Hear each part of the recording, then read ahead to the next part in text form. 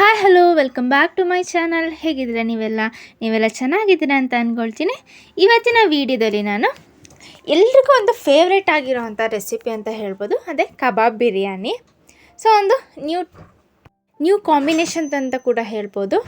So ನೋಡೋಣ ಬನ್ನಿ, ಇವತ್ತಿನ ರೆಸಿಪಿ ಕಬಾಬ್ ಬಿರಿಯಾನಿ ಯಾವ ರೀತಿ ಮಾಡೋದು ಅಂತ ನೋಡೋಣ. ಅದಕ್ಕೂ ಮುಂಚೆ ನನ್ನ ಚಾನಲ್ಗೆ ಹೊಸ ವ್ಯೂವರ್ಸ್ ಆಗಿದ್ದರೆ ನನ್ನ ಚಾನಲ್ನ ಸಬ್ಸ್ಕ್ರೈಬ್ ಮಾಡ್ಕೊಳ್ಳಿ, ಹಾಗೆ ವಿಡಿಯೋ ಇಷ್ಟ ಆದರೆ ಲೈಕ್ ಮಾಡಿ. ಮೊದಲಿಗೆ ನಾವು ಕಬಾಬ್ನ ಮ್ಯಾರಿನೇಟ್ ಮಾಡೋದಕ್ಕೆ ಬಿಡೋಣ.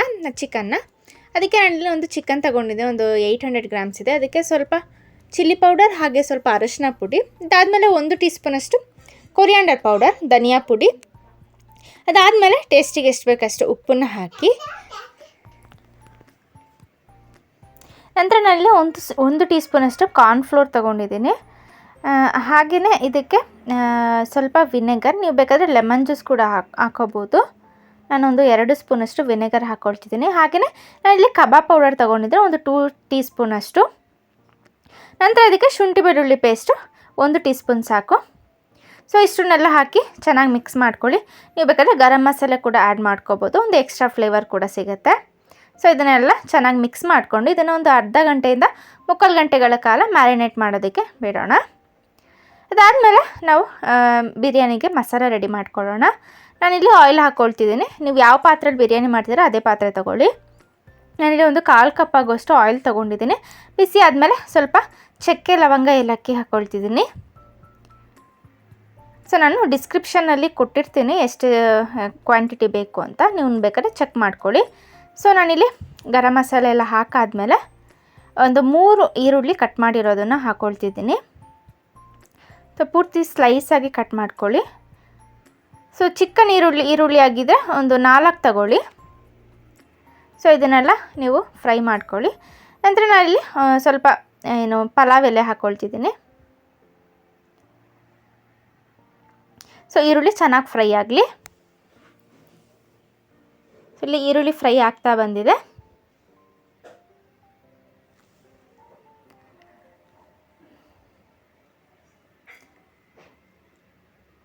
ಹಾಗೆ ನಾನು ಇದಕ್ಕೆ ಒಂದು ಸ್ವಲ್ಪ ಈ ಕೊತ್ತಂಬರಿ ಸೊಪ್ಪು ಹಾಗೆ ಪುದೀನ ಹಾಕ್ಕೊಂಡಿದ್ದೀನಿ, ಆಯಿಲಿಗೆ ಸ್ವಲ್ಪ ಫ್ಲೇವರ್ ಕೊಡುತ್ತೆ ಅಂತ.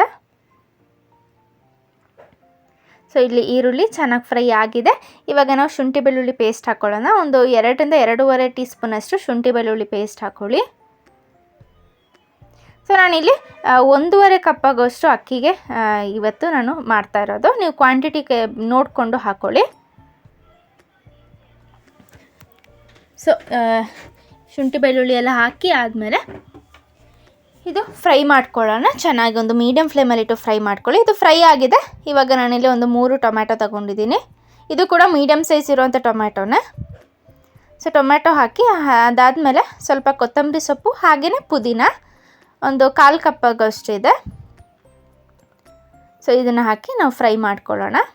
ಈ ಟೊಮ್ಯಾಟೊ ಎಲ್ಲ ಸಾಫ್ಟ್ ಆಗಬೇಕು, ಅಲ್ಲಿ ತನಕ ನೀವು ಫ್ರೈ ಮಾಡ್ಕೊಳ್ಳಿ.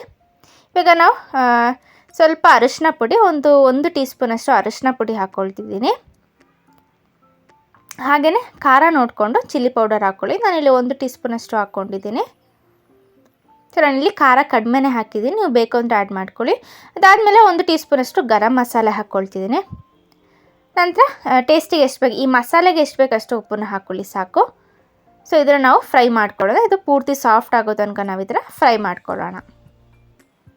ಸೊ ಇಷ್ಟೇ, ನಮ್ಮ ಬಿರಿಯಾನಿ ಮಸಾಲೆಯಲ್ಲಿ ರೆಡಿಯಾಗಿದೆ. ಇದನ್ನು ಮುಚ್ಚಿಬಿಟ್ಟು ಸ್ವಲ್ಪ ಫ್ರೈ ಮಾಡ್ಕೊಳ್ಳೋಣ. ಅದಾದಮೇಲೆ ನಾನಿಲ್ಲಿ ಅಕ್ಕಿ ಬೇಯೋದಕ್ಕೆ ನೀರನ್ನು ಇಟ್ಕೊಂಡಿದ್ದೀನಿ. ಇದಕ್ಕೆ ನಾನಿಲ್ಲಿ ಹೋಲ್ ಸ್ಪೈಸಸ್ ಹಾಕ್ಕೊಳ್ತಿದ್ದೀನಿ, ಚಕ್ಕೆ, ಲವಂಗ, ಏಲಕ್ಕಿ, ಹಾಗೆಯೇ ಇದಕ್ಕೆ ಸ್ವಲ್ಪ ಪಲಾವ್ ಎಲೆ, ಅದಾದಮೇಲೆ ಸ್ವಲ್ಪ ಫುಡ್ ಕಲರ್ ಆ್ಯಡ್ ಮಾಡ್ಕೊಂಡಿದ್ದೀನಿ. ನೀವು ಬೇಕಾದರೆ ನ್ಯಾಚುರಲ್ ಆಗಿ ಬೇಕು ಅಂದರೆ ಅರಿಶಿನ ಪುಡಿ ಆ್ಯಡ್ ಮಾಡ್ಕೋಬೋದು.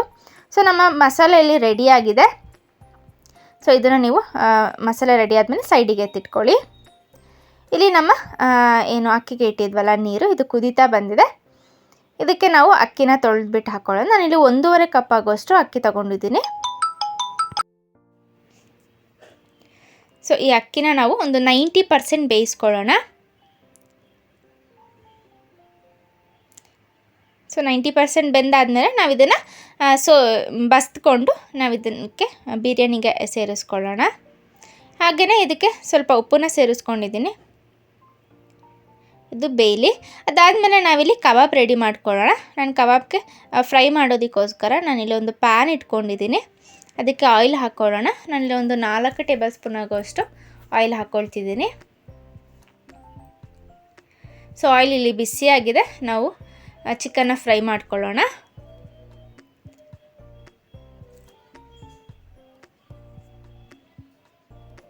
ಸೊ ನಾವಿಲ್ಲಿ ಕಾರ್ನ್ಫ್ಲೋರ್ ಹಾಕಿರೋದ್ರಿಂದ ಎಲ್ಲ ಮಸಾಲೆ ಎಲ್ಲ ಚೆನ್ನಾಗಿ ಇಟ್ಕೊಂಡಿದೆ. ಆಯಿಲಿಗೆ ಯಾವುದೇ ರೀತಿ ಸಪ್ರೇಟ್ ಆಗೋದಿಲ್ಲ. ಸೊ 2 ಕಡೆ ಚೆನ್ನಾಗಿ ಫ್ರೈ ಮಾಡ್ಕೊಳ್ಳೋ. ಇದೇನು ಪೂರ್ತಿಯಾಗಿ ಬಾಯ್ಲ್ ಆಗಬೇಕು ಅಂತ ಇಲ್ಲ. ನಾವು ದಮ್ ಮಾಡೋದ್ರಿಂದ ಅಲ್ಲಿ ಕೂಡ ಬೇಯುತ್ತೆ. ಒಂದು 3/4% ಬೆಂದರೆ ಸಾಕು. ಸೊ ಇದನ್ನು ನೀವು ಏನು ದೊಡ್ಡ ಪೀಸಾಗಿ ಮಾಡ್ಕೊಂಡಿದ್ದು ಟೇಸ್ಟ್ ಚೆನ್ನಾಗಿರುತ್ತೆ. ತಂದೂರಿ ಪೀಸಾಗಿ ಮಾಡಿಕೊಂಡ್ರು. ನಾನಿಲ್ಲಿ ಒಂದು ಮೀಡಿಯಮ್ ಸೈಜ್ ಇರೋವಂಥ ಪೀಸ್ಗಳಿದೆ, ಬಿರಿಯಾನಿ ಪೀಸಸ್. ಸೊ ಇದು ಫ್ರೈ ಆಗಿದೆ. ಎಲ್ಲದೂ ಕೂಡ ಇದೇ ರೀತಿ ಫ್ರೈ ಮಾಡ್ಕೊಂಡಿದ್ದೀನಿ. ಸೊ ಆ ಕಡೆ ಅನ್ನನೂ ನಮಗೆ ಬೆಂದಿದೆ. ನೆಕ್ಸ್ಟ್ ನಾವು ಮಸಾಲನ ರೆಡಿ ಮಾಡ್ಕೊಂಡಿದ್ವಲ್ಲ, ಅದನ್ನು ನಾನಿಲ್ಲಿ ಗ್ಯಾಸ್ ಸ್ಟವ್ ಮೇಲೆ ಇಟ್ಕೊಂಡಿದ್ದೀನಿ. ಒಂದು ಲೋ ಫ್ಲೇಮಲ್ಲೇ ಇಟ್ಕೊಳ್ಳಿ. ಲೋ ಫ್ಲೇಮಲ್ಲಿ ಇಟ್ಟು ಇದನ್ನು ಸ್ವಲ್ಪ ಫ್ರೈ ಮಾಡಿಕೊಂಡು ಸ್ವಲ್ಪ ಬಿಸಿ ಆಗಲಿ. ಸೊ ಇದು ದಮ್ ಆಗೋದಕ್ಕೆ ನೀರು ಸಾಕಾಗೋದಿಲ್ಲ. ಸೊ ಹಾಗಾಗಿ ನಾನಿಲ್ಲಿ ಒಂದು ಅರ್ಧ ಕಪ್ ಆಗೋಷ್ಟು ನೀರನ್ನು ಸೇರಿಸ್ಕೊತಿದ್ದೀನಿ.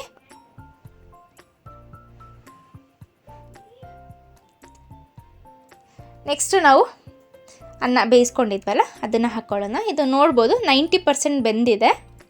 ಸೊ ಇಷ್ಟು ಬೆಂದರೆ ಸಾಕು. ಅದಾದಮೇಲೆ ನಾವು ಫ್ರೈ ಮಾಡಿ ಇಟ್ಕೊಂಡಿದ್ವಲ್ಲ ಚಿಕನ್, ಅದನ್ನು ಕೂಡ ಹಾಕ್ಕೊಳ್ಳೋಣ. ನಂತರ ಮೇಲೆ ಸ್ವಲ್ಪ ಕೊತ್ತಂಬರಿ ಸೊಪ್ಪು ಹಾಗೆಯೇ ನಾನು ಪುದೀನ ಹಾಕ್ಕೊಳ್ತಿದ್ದೀನಿ.